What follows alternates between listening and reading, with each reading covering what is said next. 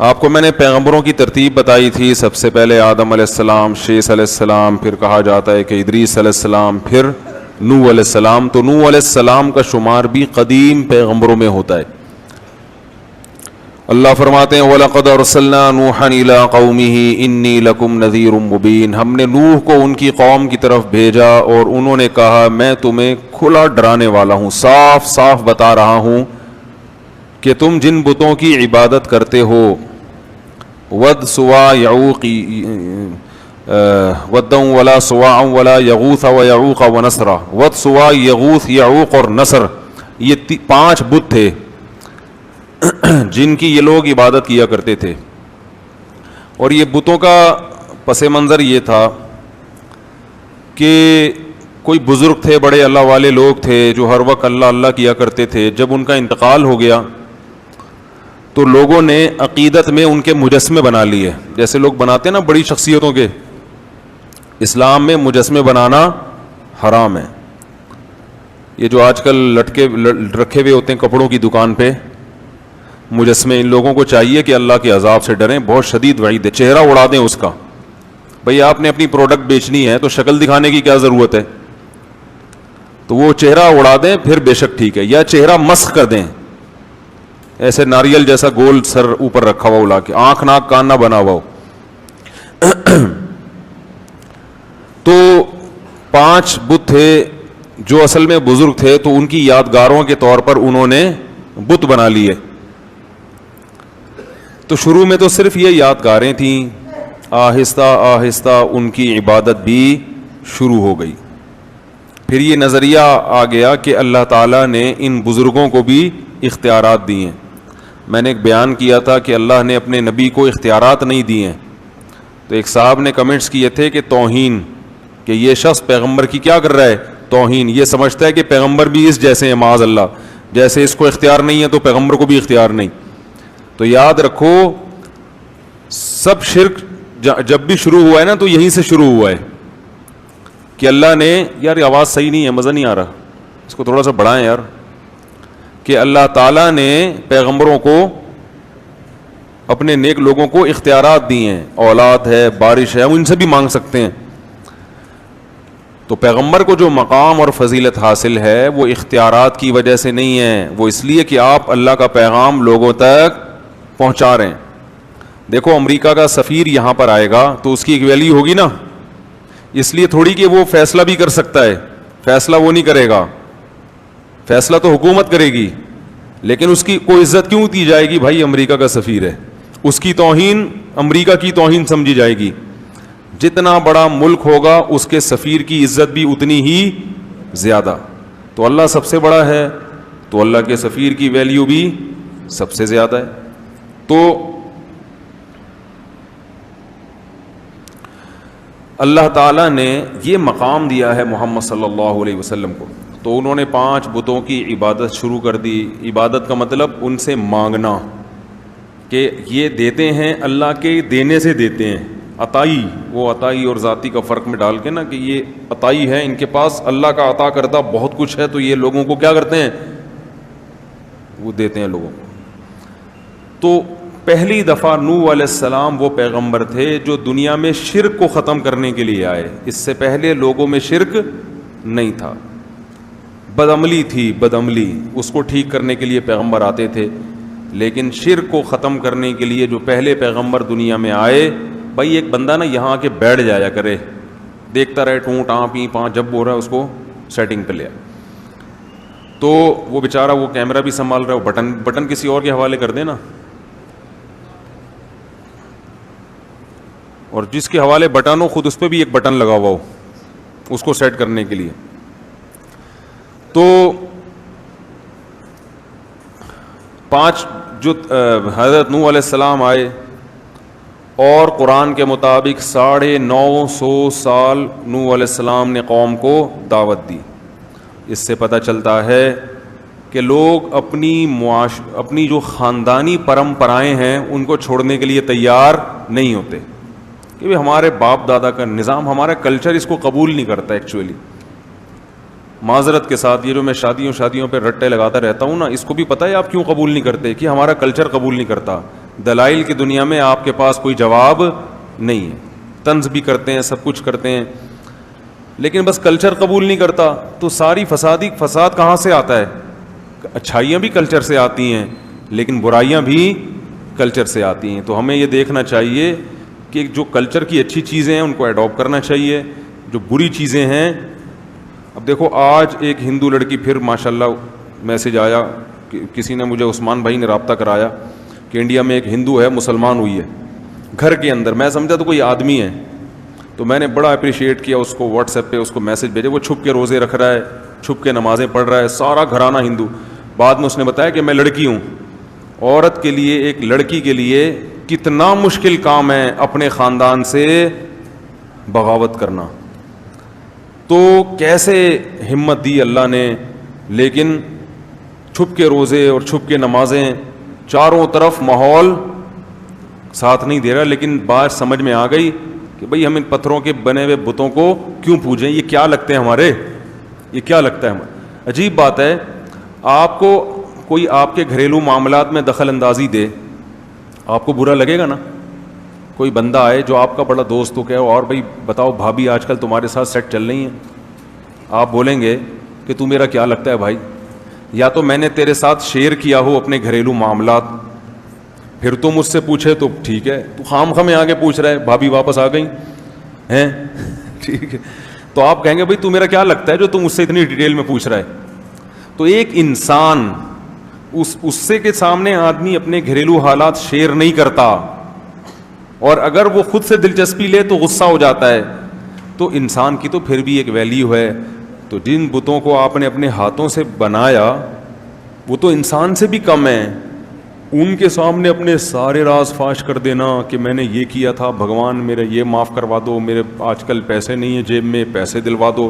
تو ساری اپنی ذاتی پرسنل باتیں اس کے ساتھ شیئر کرنا, یہ تو میرے بھائی اور بھی زیادہ غلط بات ہے نا, تو بہت ہی بری بات. آپ بھگوان سے بولا کرو تو میرا کیا لگتا ہے بھائی, جو میں تجھے اپنے دکھڑے سناؤں, تو لگتا کیا ہے بھائی, تجھے تو کمپنی نے بنایا ہے. بس زیادہ نہیں بولوں گا میں. وہ ایک ہندو کا, ایک اور ہندو کا فون آ رہا ہے, وہ ہندو ہی ہے, وہ کہہ رہے یار آپ مذاق اڑاتے ہو ہندو مذہب کا. میں نے مذاق تو نہیں اڑایا بھائی کبھی. خیر, تو اللہ ہدایت دے, عقل سلیم عطا فرمائے. تو نوح علیہ السلام نے 950 سال دعوت دی ہے, 40-50 سے زیادہ لوگ ایمان نہیں لائے, 40-50. اور دن میں بھی پکارا, رات کو بھی پکارا, ربی انی دعوت قومی لیلا و نہارا, دن میں بھی گیا رات کو بھی گیا. اور کیا ہو گیا تھا کہ دیکھ کے نا آنکھوں میں, کانوں میں انگلیاں ڈالنے لگے تھے لوگ. اس وقت عمریں لمبی ہوتی تھیں لوگوں کی, قد بھی بڑے لمبے ہوتے تھے. نبی صلی اللہ علیہ وسلم نے فرمایا آدم علیہ السلام کا قد 60 گز تھا. 60 گز کتنا ہوگا بھائی, یہاں سے وضو خانے تک. پاؤں کتنے بڑے بڑے ہوں گے بھائی, آنکھیں, بہت اللہ نے قد دیے تھے پہلے لوگوں کو.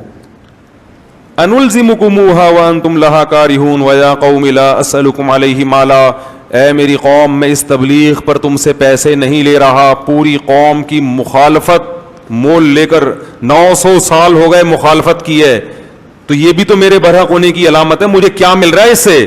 900 سال کا عرصہ ہو گیا اور میں تم سے کوئی اجر نہیں لے رہا, پوری قوم سے میں نے ٹکر لی ہوئی ہے.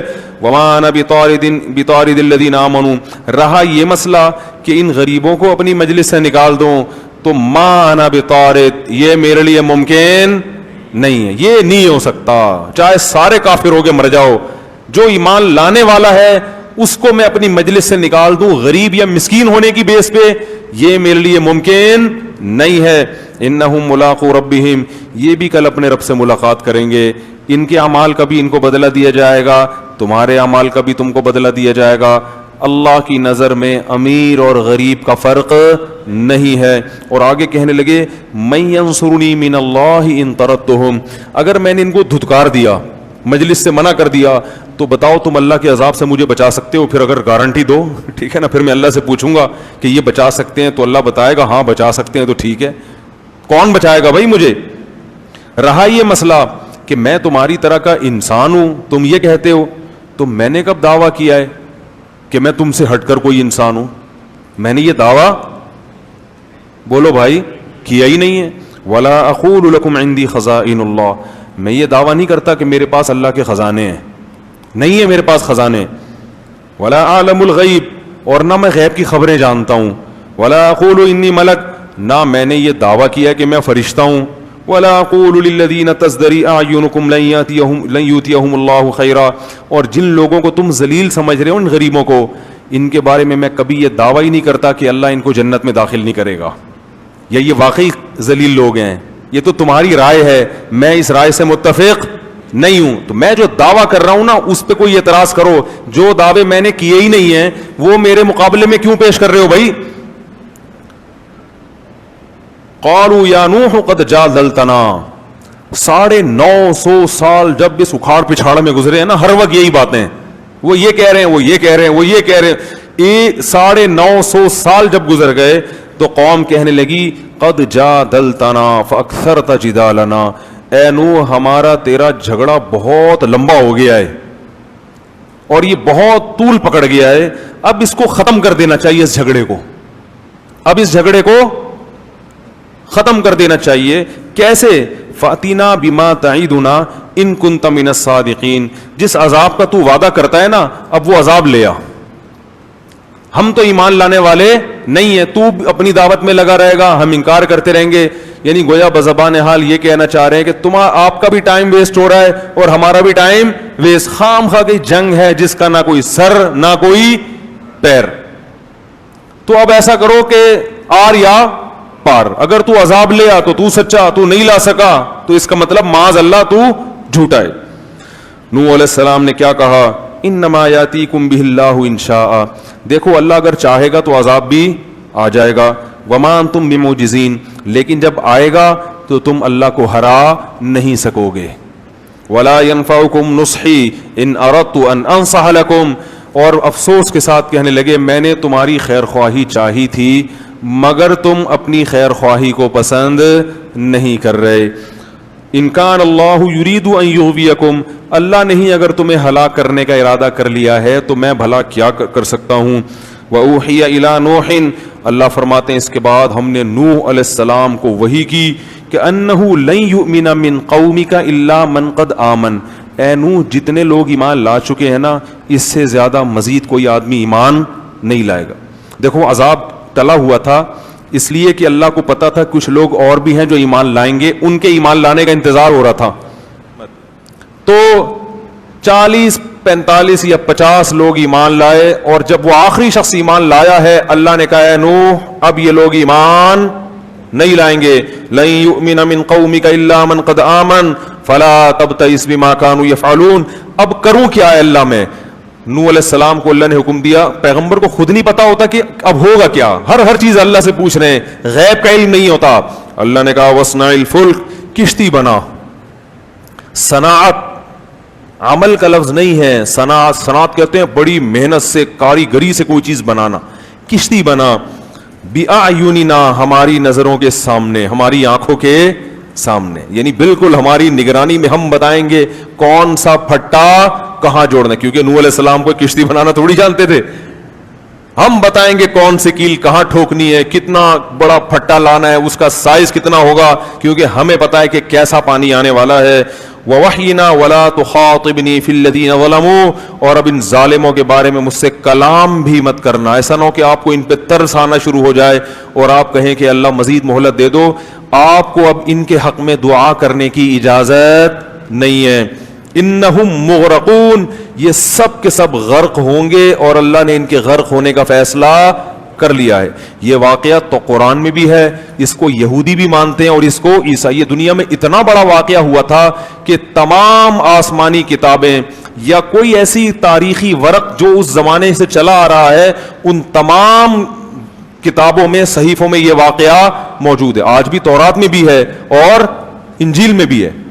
تھوڑی سی انہوں نے تبدیلی تو کر لی, مگر اس طوفان کا اور اس بارش کا اور پوری دنیا کے انسانوں کا تباہ ہونا یہ تمام کتابوں میں لکھا ہوا ہے. تو اللہ نے فرمایا وَيَصْنَعُ الْفُلْكَ, نوح علیہ السلام کشتی تیار کر رہے تھے. وَكُلَّمَا مَرَّ عَلَيْهِ مَلَأٌ مِّن قَوْمِهِ, جب بھی قوم کے وڈیرے اور سردار لوگ گزرتے, سخروا منہ, مذاق اڑاتے کہ پانی دور دور تک نہیں ہے، نہ کوئی دریا ہے. کشتیاں تیار بھی ہوتی ہیں تو دریا کے کنارے، تاکہ وہیں دھکا دے کے پانی میں لے جائیں. یہ تو دور تک نہ کوئی دریا ہے نہ بارش ہے، اور بارش بھی ہوتی ہے تو اتنا پانی تھوڑی ہوتا ہے کہ کشتیاں تیار کرنی پڑیں. تو مذاق اڑانے لگے. قال ان تسخروا منا، نوح علیہ السلام نے کہا اگر آج تم ہمارا مذاق اڑا رہے ہو فإنا نسخر منکم، ان قریب ہم تمہارا مذاق اڑائیں گے. کہ کیسی تمہیں دعوت دی، کس رب کی طرف بلایا، دلائل کے انبار لگا دیے، مگر ماننے کے لیے تیار نہیں. کما تسخرون، جیسے تم مذاق اڑا رہے ہو، ان قریب ہم تمہارا مذاق اڑائیں گے. فسوف تعلمون، ان قریب تمہیں پتہ چل جائے گا. من یاتیہ عذاب یخزیہ، کون ہے جس پر ذلیل کرنے والا عذاب آئے گا، اور ہمیشگی کا عذاب کس پر آنے والا ہے. حتی اذا جاء امرنا، قرآن کہتا ہے یہاں تک کہ جب ہمارا حکم آ پہنچا. کشتیاں تیار ہو رہی، کشتی تیار ہو رہی ہے. جب بن کے مکمل ہو گئی، اللہ فرماتے ہیں وفارت النور، اور زمین کی دراڑوں سے پانی نکلنا شروع. زمین کے جو سوتے ہوتے ہیں نا جہاں بھی، اس سے پانی نکلنا شروع. قرآن نے ایک جگہ آتا ہے کہ ہم نے آسمان کے بند بھی کھول دیے اور زمین کے بند بھی. زمین سے بھی پانی نکلنا شروع اور آسمان سے بھی پانی، بہت تیز پانی برسنا شروع. قل نحمل فیہا من کل زوجین، ہم نے نوح سے کہا کہ ہر جانور کی قسم میں 2 جوڑے لے لو، نر اور مادہ، کیونکہ جانور بھی ہلاک ہو جاتے ہیں ظاہر ہے انسان کے ساتھ.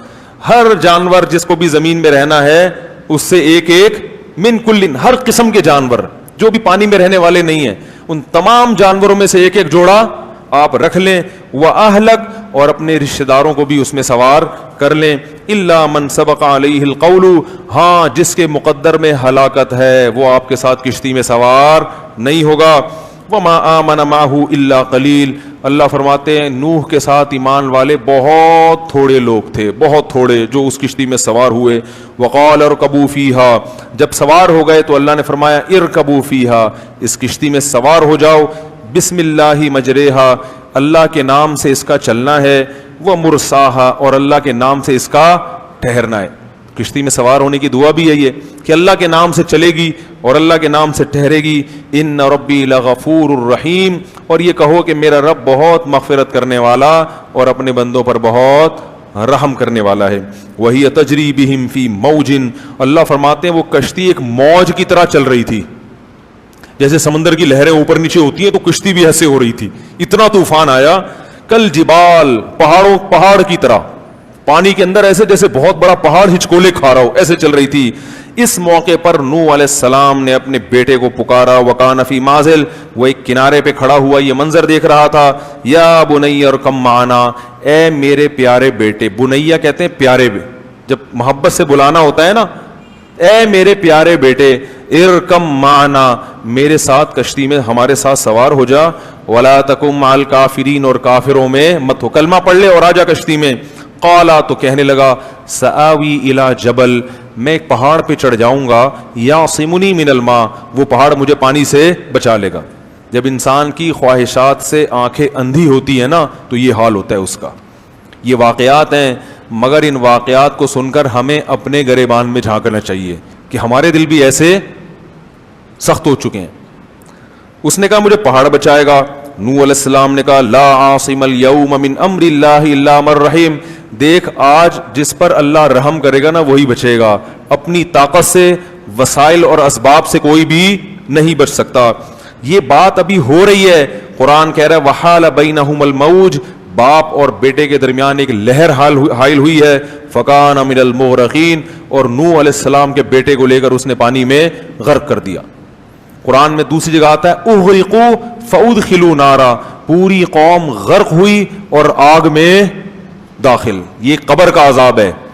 اس سے یہ بھی پتہ چلتا ہے کہ قبر کے عذاب کے لیے قبر میں دفن ہونا ضروری. لوگ کہتے ہیں نا قبر میں دفن نہیں ہوں گے تو کہاں سے عذاب ہوگا. تو اللہ کہہ رہا ہے سمندر پانی میں غرق ہوئے اور داخل کہاں ہوئے؟ آگ میں. آپ ایئر کنڈیشن کمرے میں سو رہے ہو اور خواب میں آگ میں جل سکتے ہو کہ نہیں جل سکتے؟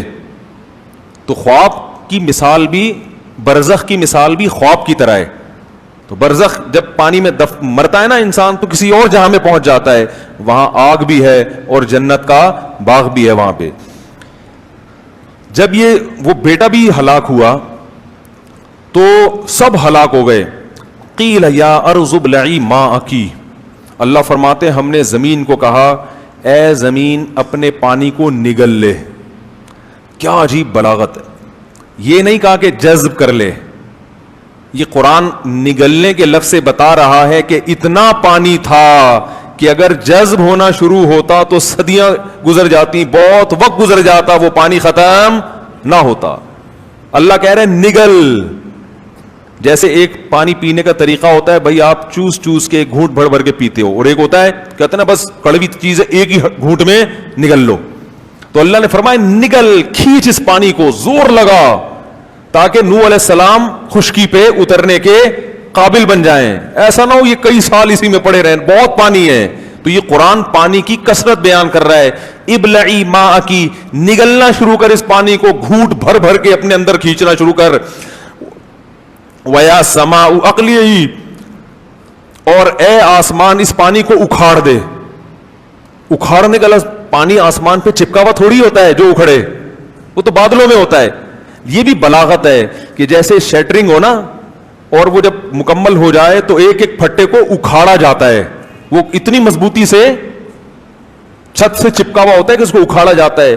تو اللہ فرماتے ہیں اتنی کثرت سے پانی تھا کہ اگر ہم آسمان کو حکم دیتے نا کہ تھم جا, تو تھمتے تھمتے بھی کئی سال لگا دیتا. ہم نے کہا اکھاڑ کے اپنا کنیکشن پانی سے منقطع کر دے, اکھاڑ دے اس کو, طاقت اور قوت کے ساتھ اس کو دھکیل کے ختم کر دے, کیونکہ بہت وقت لگے گا, اتنا پانی برس رہا تھا. یہ سب بلاغت ہے, بلاغت بات کو سمجھانے کے لیے کہ پانی کی کثرت کتنی زیادہ تھی. وَيَا سَمَاءُ أَقْلِعِي وَغِيضَ الْمَاءُ, اللہ فرماتے ہیں اس طرح سے ہم نے پانی کو خشک کر دیا. وَقُضِيَ الْأَمْرُ, اور جو کام اللہ نے جس کا فیصلہ کیا تھا وہ فیصلہ اللہ نے چکا دیا. وَاسْتَوَتْ عَلَى الْجُودِي, اور جودی ایک پہاڑ تھا جہاں نوح علیہ السلام کی کشتی ٹھہر گئی. وَقِيلَ بُعْدًا لِلْقَوْمِ الظَّالِمِينَ, اور اللہ کی طرف سے کہا گیا لعنت ہو ان ظالموں پر. تو اللہ نے فرمایا جب وہ پہاڑ پر ٹھہری ہے, ونادا نوح ربہ, نوح علیہ السلام نے اپنے رب کو پکارا. قال ربی ان ابنی من اہلی, اے اللہ میرا بیٹا ہلاک ہو گیا, وہ تو میرا رشتہ دار تھا, میرے اہل میں سے تھا, اور تو نے وعدہ کیا تھا کہ میرے اہل و عیال میں سے کسی کو ہلاک نہیں کرے گا. اللہ نے کہا یا نوح انہ لیس من اہلک, وہ تیرے اہل میں سے نہیں تھا. انہ عمل غیر صالح, اس کا عمل ٹھیک نہیں تھا. اور پھر اللہ نے تنبیہ کی کہ مجھ سے دوبارہ ایسا سوال مت کرنا. نوح علیہ السلام نے اللہ سے استغفار کیا. اس کے بعد اللہ نے کہا یا نوح اہبط بسلام منا. اب پوری زمین میں اس وقت آبادی بھی ظاہر ہے کم ہوگی, اتنی تو نہیں ہوگی جتنی آج ہے, لیکن بہت بڑی خلقت ہلاک ہوئی ہے. تو نوح علیہ السلام اکیلے ان 40-50 آدمیوں کے ساتھ, باقی ساری انسانیت کیا ہو گئی, ہلاک. تو اللہ نے نوح علیہ السلام سے کہا اہبط, اس پہاڑ پہ اتریں, آپ اس سے نیچے اتریں, بسلام منا, میری طرف سے سلامتی, و برکات, اور برکتوں کے ساتھ. علیکا, یہ برکتیں آپ پر بھی ہوں گی, اور ان امتوں پر بھی جو آپ کے ساتھ ہیں, ان قوموں پر بھی جو آپ پر ایمان لانے والے لوگ ہیں, جو آئندہ نسل میں, سب پر اللہ کی طرف سے برکتیں. وَأُمَمٌ سَنُمَتِّعُهُمْ, لیکن کچھ وقت کے بعد پھر ایسی قوم آنے والی ہے جس کو میں دنیا کے فائدے پہنچاؤں گا, لیکن پھر ان کو بھی دردناک عذاب ہوگا. کچھ وقت تو یہ انسان تمیز سے چلیں گے, اس کے بعد پھر پیغمبر کی تعلیمات کو آہستہ آہستہ پھر وہی دنیا داری میں لگ جائیں گے. تو قرآن کہہ رہا ہے تلک من انباء الغیب, اے محمد صلی اللہ علیہ وسلم یہ وہ غیب کی باتیں ہیں, نوحیہا الیک, جو ہم آپ کو بتا رہے ہیں.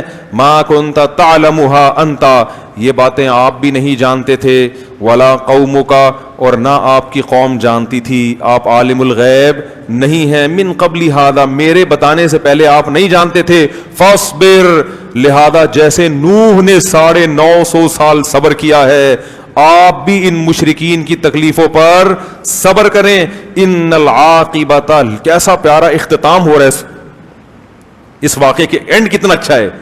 فاصبر, اے محمد آپ کو بھی کیا کرنا ہے, صبر کرنا ہے. کیوں؟ ان العاقبۃ للمتقین, انجام ہمیشہ اچھے لوگوں کا ہوگا.